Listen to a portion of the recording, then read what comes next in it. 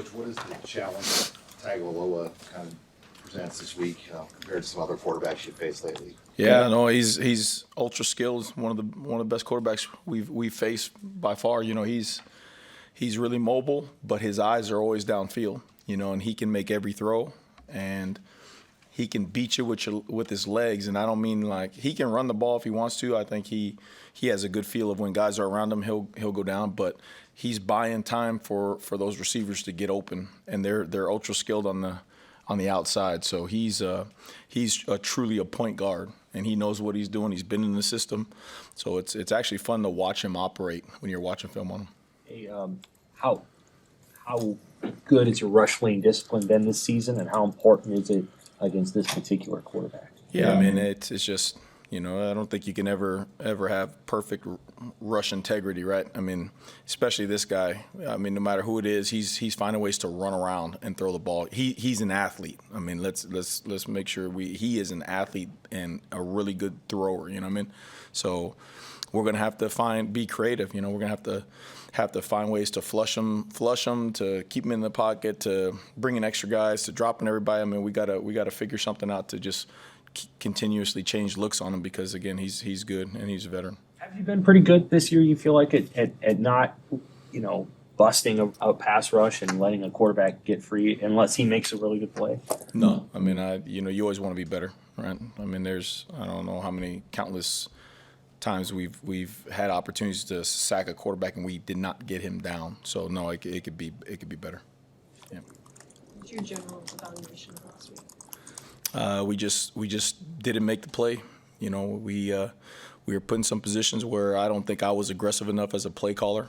You know, I know a couple weeks back I talked about letting them go play and trusting in those guys, and you know the game was just kind of stuck in that rut right there, and you know I didn't want to get too aggressive to, you know, and have one pop or something like that. So just kept everything in front and then see what happened. But you know, that's 100% on me as the play caller. You know, again, you got to be able to trust those guys and have an instinct and let them go. And I don't think I gave the guys enough opportunity to go and unleash and make a play.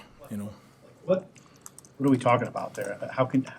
What's aggression as a play caller look like? Yeah, I mean it's a blitz, or you see a formation and you know a play. You know, you can either choose to play coverage or you can try to attack a formation and stuff. And I think that when I looked up and I saw, you know, my first inkling was to probably play more coverage, and so instead of attack. And that's 100% on me. You know, in terms of not being aggressive enough to give those guys a chance to go and see if they can make a play. You know, if they can fumble the quarterback, or if they can rush the quarterback to get him to throw early, and then we're in position to make an interception, something like that. You know what I mean? So, you know, that's on me. I need to be better.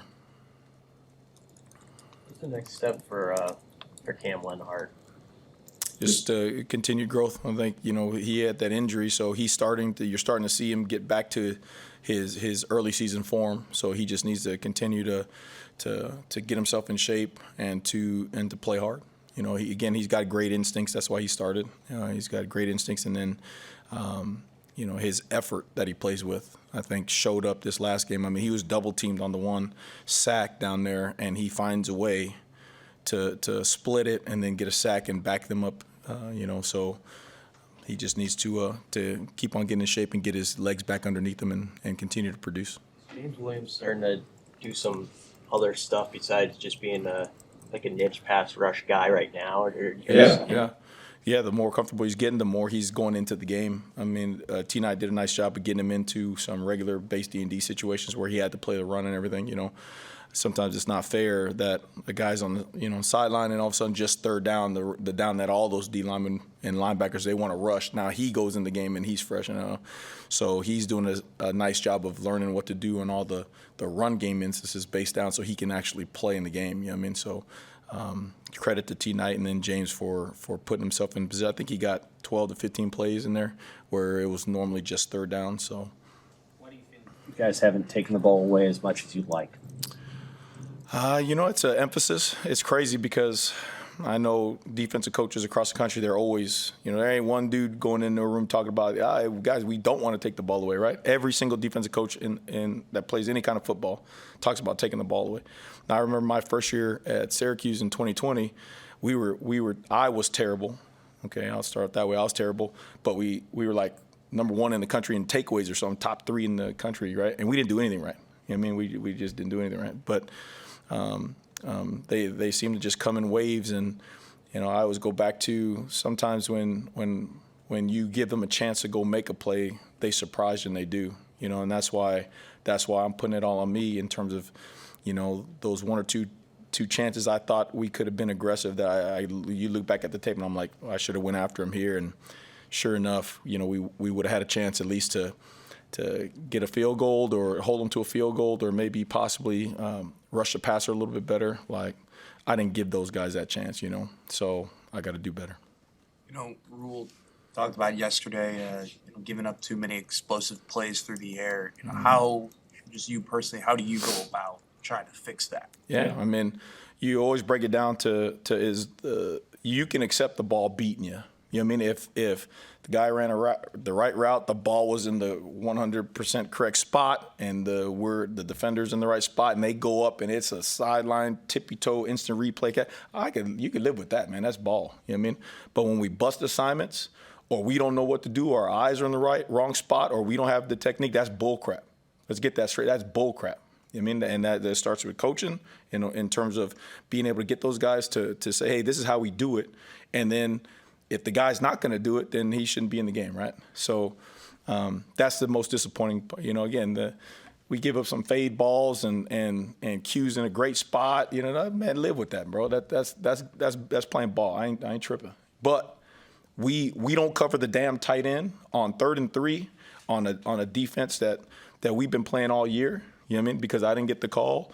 Again, you always look internally. Maybe I was in the wrong spot, so he couldn't see me, so he didn't get the call, because I trust him to get the call and to line up and to D him up. And the very first 3rd down of the game, we cover that because the other side of the field was all covered. We cover the tight end. I mean, I don't know where he's going to throw the ball, so we're off the field. That's 3 points right there off the field. But instead, we let him drive down the field and score. So you can see it still bothers the hell out of me. But again, I gotta be in a spot where they can see me, get the call clearly, and go let them execute. What did getting Marquise Buford back allow you to do with that rotation at safety and nickel, and how valuable is he to with his experience in the secondary? Yeah, I mean, it was fun to watch him play. Again, I said that. You don't realize how much of a ball player he is and how twitchy and all that stuff he is. He was fun to watch, and now it's just about him getting back his legs back and all that stuff, and his air back and his game speed back.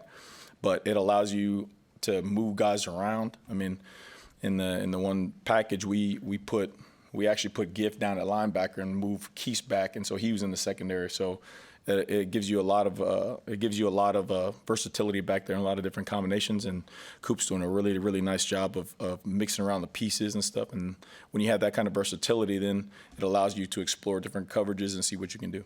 Had you gotten a little bit hamstrung, at least maybe the week before when Omar was out, and obviously you're missing Singleton too? Yeah, but I mean, that's football, right? I mean, what team in the country ain't got some kind of injuries? I mean, look what the guys on offense are doing. You know what I mean? And they're still finding ways to run the ball and have it in one possession game. You know what I mean? So there's no excuses. We got guys that train all year, that lift weights, that sit in the meetings, and that's somebody else's opportunity. All these guys, for the most part, they're playing ball because they got their opportunity to play. So it gives guys like Corey Collier, Kobe Bretts, Ethan Nation, gives those guys a chance to go out there and see what they can do. So. Anything else for Coach? You feel like your defense is going to have a little bit more urgency this weekend? I mean, just based on your comments and practice and the quarterback they're playing. We'll see. It's a good football team, but again, it comes back to this what we talked about before. What Coach Rule always talks about is the standard of play, right? The standard of play has to be correct in order to give yourself a chance to win the game. And you look back at the game, and the first half, it wasn't to the standard. And then the good thing about the guys and the sideline and everything about an atmosphere like that was when we needed to the most, you saw the guys come out. I thought that's when they were the most alive and they were back to normal and playing to the standard. Those last 3, 4, 5 series-ish right in there about where it was like, hey, we have to stop them. We cannot give up points like that. And they went out there and played some ball, and you saw some guys actually running through guys and throwing guys down and fighting off of blocks better. So, you know, this week we gotta make sure we know what to do so we feel comfortable and get them to that mindset to where they can just go attack.